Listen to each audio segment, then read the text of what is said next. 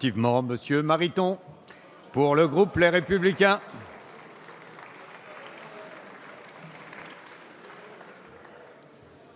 Merci, Monsieur le Président, Messieurs les ministres, mes chers collègues.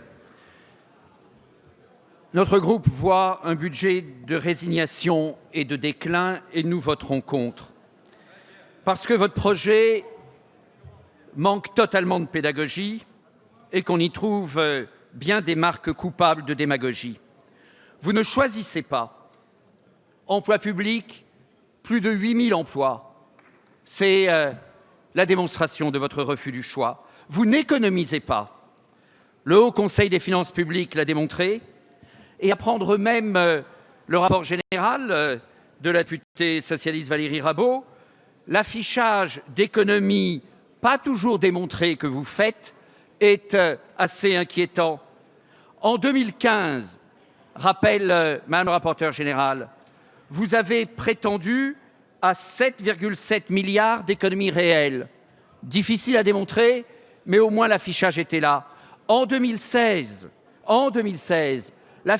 même l'affichage s'effondre, 2,5 milliards, c'est-à-dire 3 fois moins qu'en 2015. Vous n'agissez pas. L'État, messieurs les ministres, manque tragiquement de force et de volonté dans la gestion des actifs publics. Alors, vous allez être particulièrement contraints, coincés, au moment de mettre en œuvre des stratégies indispensables, par exemple lorsqu'il s'agira de la recapitalisation d'Areva. Vous ne tranchez pas.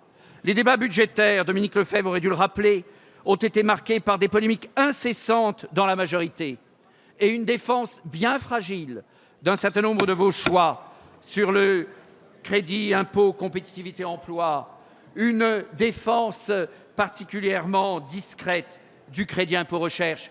Il est évident que l'exécutif croit à peine et la majorité pas vraiment en une quelconque politique de compétitivité.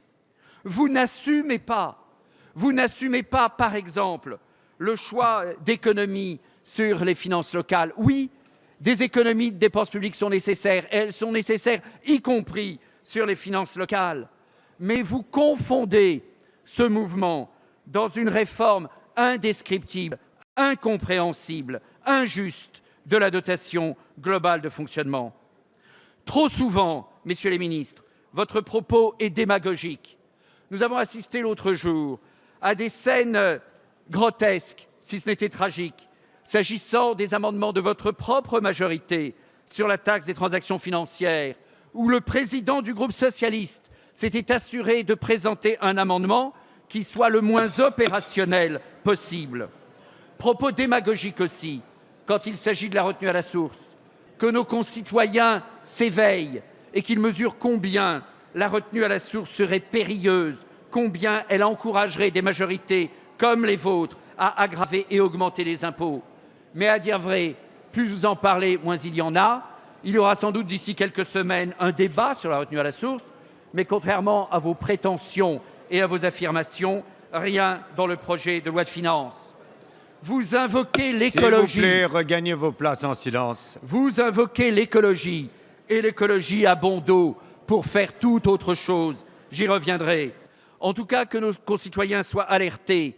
Depuis 2012, sous le pavillon, sous l'emballage de l'écologie, c'est plus de 10 milliards d'impôts supplémentaires que les contribuables français auront payés. 4 milliards de plus sur la TICPE, 6 milliards de plus sur la taxe sur l'électricité. Et au fond, que faites-vous avec une partie de ces sommes? Eh bien, augmentation d'impôts largement, qui compense les quelques mesures de réduction que vous avez décidées, et aussi la poursuite de la réduction de la base fiscale. Il y a de moins en moins de Français qui payent l'impôt sur le revenu. Il y aura aussi de moins en moins de Français qui payent les impôts locaux. Alors oui, reconnaissons-le, y compris de nos bancs, le budget est une matière difficile et aucun ici pourrait affirmer avoir toujours été parfait. Pour autant, le projet de loi de finances pour 2016, c'est une véritable menace pour la France et les Français. Et vos chiffres le disent. Ce n'est pas notre appréciation, ce n'est pas notre commentaire, ce sont vos chiffres. Les prélèvements obligatoires ne baissent pas. Vous avez dit le contraire tout à l'heure, monsieur le ministre du Budget, mais la réalité est que les quelques baisses bien mal réparties que vous choisissez sont plus que compensées par la main très lourde que vous avez, en particulier sur le terrain de la fiscalité écologique. L'écologie est si mal servie par vos politiques. Les prélèvements obligatoires ne baissent pas, les déficits ne baissent pas, et oui, il y a quelque chose qui augmente dans ce projet de loi de finances, c'est la dette. Oui, c'est une situation de menace, oui, c'est une situation de péril, c'est un budget de résignation et de déclin, c'est un budget que le groupe Les Républicains récuse et refuse. Merci, Monsieur Mariton. Pour le groupe Union